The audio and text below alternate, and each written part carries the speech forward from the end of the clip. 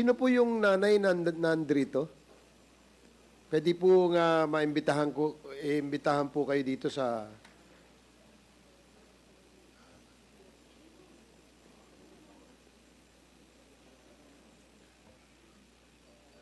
Nay, pwede po kayong magpakilala, Nay, at kung ano yung... Ako po si Arsenia Chico. Nanay ng dalawang pinatay po nila. 2016 po. December 29.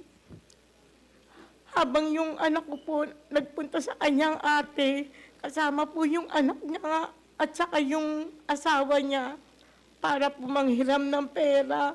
Pagdating po ng mga alas 7 ng gabi, pag-uwi po nila, napadaan po sila dun sa bahay ng kumpare niya, niyaya po siya.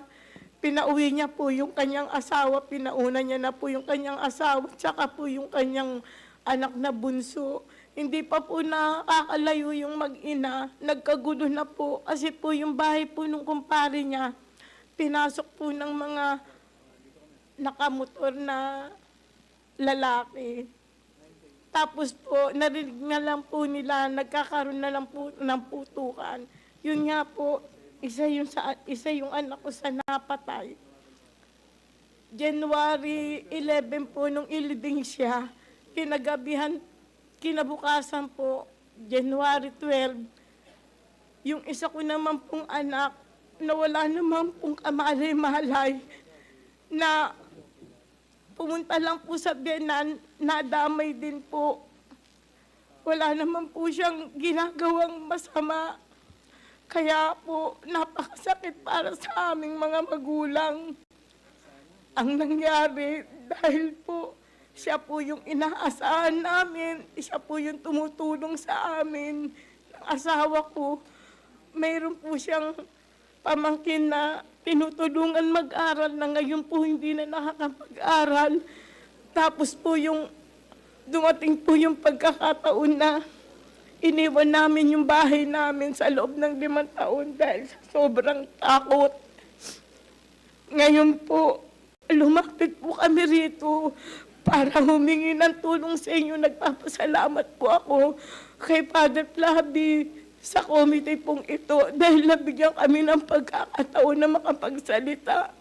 Sana po tulungan niyo kami na mabigyan ng katarungan para po maging mapayapa naman din po ang isip namin.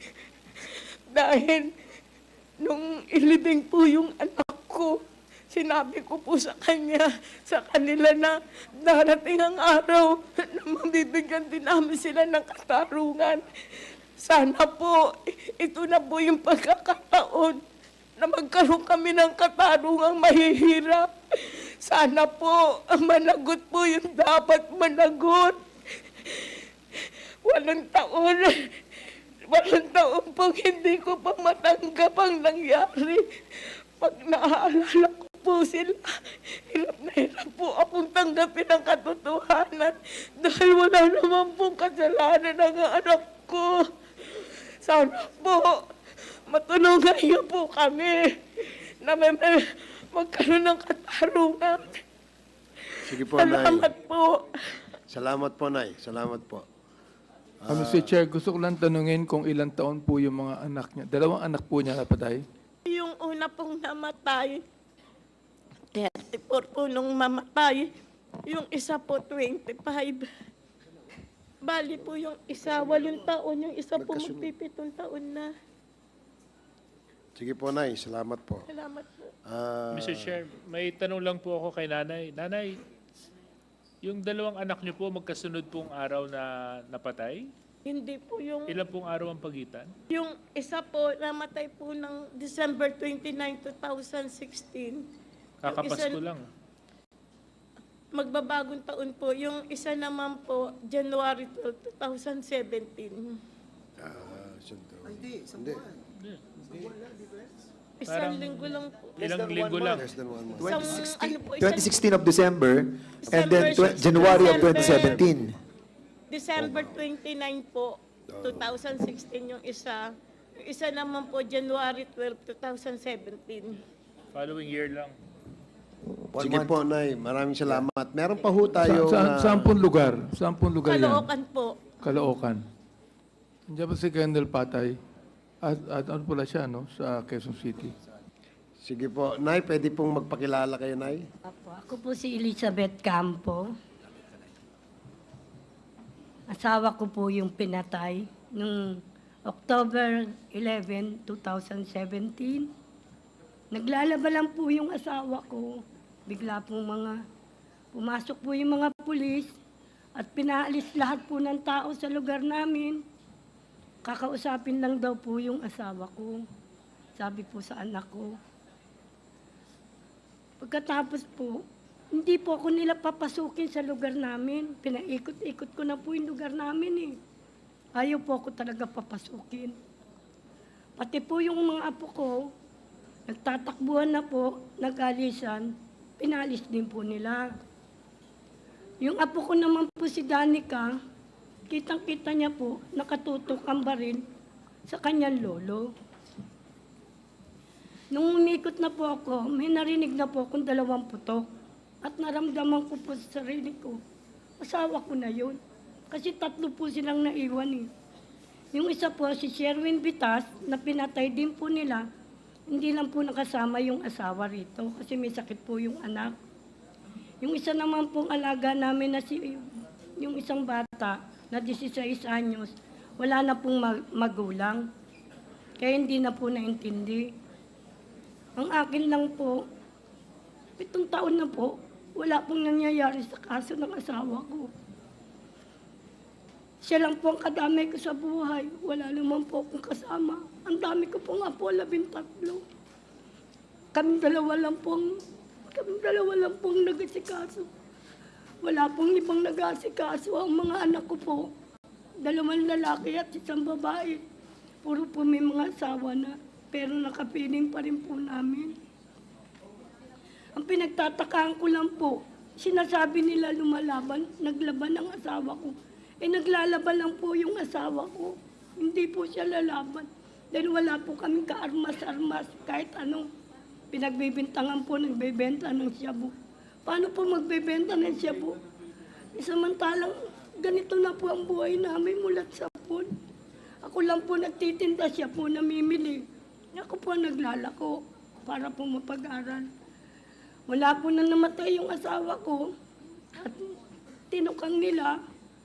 Nahinto po sa pag-aaral ng mga apo ko. Hindi po nakapag-aaral ng 2 taon. Kasi wala po ako itutustos eh. At yung mga anak ko po, mga nagtatago. Kasi may mga pulis na pumupunta na tinatarget baka daw po kami magsumbong. Ang inaalala ko lang po sana, gusto ko lang po mangyari. Sana mabigyan po ng katarungan yung pagkamatay po ng asawa ko. Yun lang po ang hinahangad ko. Kasi mulat sa pool po nung namatay nung 2018 ay 2017, wala pong nangyayari o anumang bagay. Humingi lang po kami ng tulong kay Father para pumasikaso yung pamilya ko. Kasi siya lang po ang susuporta sa amin. Ako na lang po kasi ang natitira eh. Ang mga kapatid Sige po, ng Nay. asawa ko. Maraming salamat po. Sana po mabigyan niyo po ng katarungan ng Gagawin po namin ang lahat. pagkamatay po ng asawa ko. Salamat po. Okay. Father, 2 lang po ang naimbitahan natin, no? Mr. Chair, I would like to conclude sana, but I would allow my field coordinator, Randy De Los Santos, the uncle of Kian, to do the conclusion in my behalf. Sige po. Mr. De Los Santos, pwede pong... ayaw po namin kayo madalhin because alam ko pong importante yung gusto nyong sabihin. Pero dahil po napakarami po ng ating gustong pagbigyan at pakinggan, I hope we can shorten it a little. Salamat po. Magandang gabi na ho, no? Ginoong Tagapangulo at sa ating kagalang-galang na komite.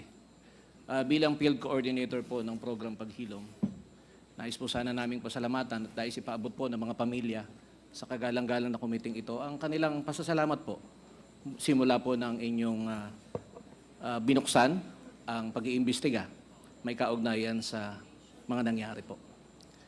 Siguro po nais po sana namin gamitin ang salitang tukhang ngayong hapon.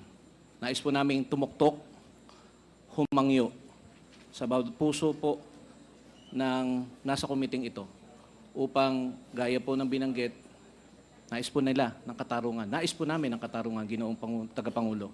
At sana po sa tulong po ninyo, sa inyo pong katalinuhan, sa inyo pong kakayanan, umaasa po kami na maibigay po ito sa lalong madaling panahon. Lalo tigit po, nais ko sanang banggitin na sa amin pong mga hanay, marami po, Ginoong Tagapangulo, ang pinatay. May mga police report po, pero hindi po naimbestigahan. Sana po sa tulong po ninyo, ang kagalang-galang na komiting ito, tutok-tok ho kami at hahangyo kami ng inyong tulong. Maraming salamat po.